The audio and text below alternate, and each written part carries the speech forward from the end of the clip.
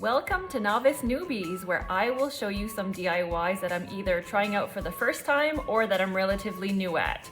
The idea is that we learn together, get creative, and have some fun. So let's get into it.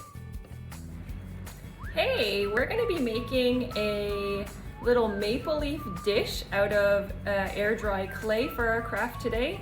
I already have made one, as you can see here, but I found that when I made it that it wasn't quite big enough to make the little kind of bowl effect that I was going for. So the one that we're gonna make today, I'm just gonna make it a little bit bigger. It's quick and easy to make. It does take kind of 2 steps because you have to make the clay first and then let it dry and then come back a couple days later and paint it. So the things that you'll need for this craft is some air drying clay, a rolling pin, a precision knife or any sort of knife that you have at home will do, a little bowl if you want it to be a bowl shape, a stencil, some paints. I didn't have orange, so I have these ones to make red and orange or any sort of variety that I want to paint my maple leaf. Paintbrush, and this is to go over top. It's a acrylic paint. It's called some sort of varnish, yeah, glitter varnish. Anyway, it's to seal the paint. So that's what we need that for. Yeah, so grab yourself a decent sized piece of clay and start rolling it out like you would with any normal dough when you're cooking. Make sure it doesn't go too thin though, or your dish will easily break at the end.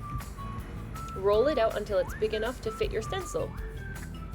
I used cardboard under mine for easy cleanup, but you can go ahead and roll on whatever you'd like, any flat surface you've got.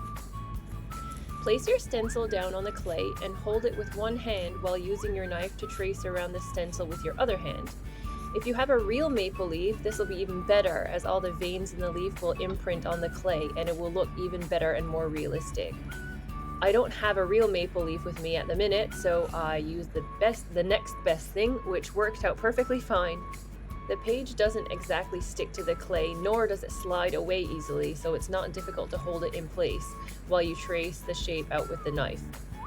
Do make sure that you go straight through the clay, as it will make it much easier to pull away the leftover clay when you finish this part.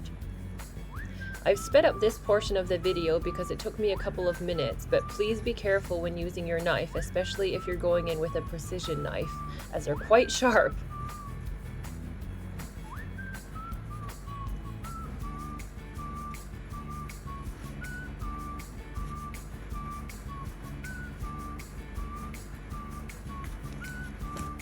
Now you get to pull off the additional clay to reveal your beautiful maple leaf.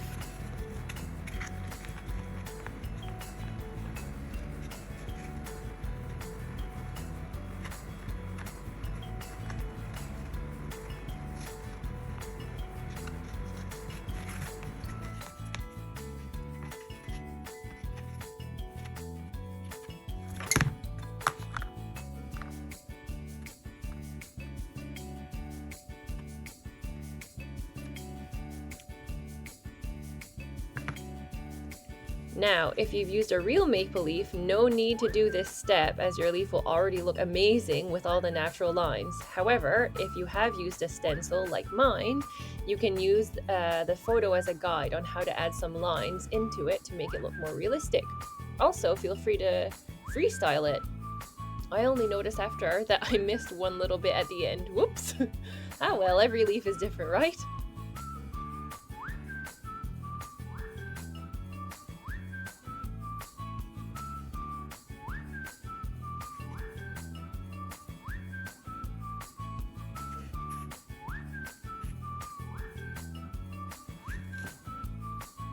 Now that you've finished your leaf, it's time to let it dry. I wanted mine to be a bowl shape, so I've used some cling wrap in the bottom of a small bowl and I let it in there to dry.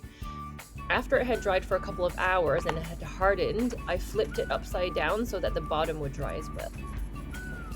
After being left overnight, I took it out and it was ready to be painted. I wasn't sure if I wanted to paint it red or orange or yellow or a mix of all of those, so I put down all the colors and then I just went in and felt what was right. So feel free to do the same with yours.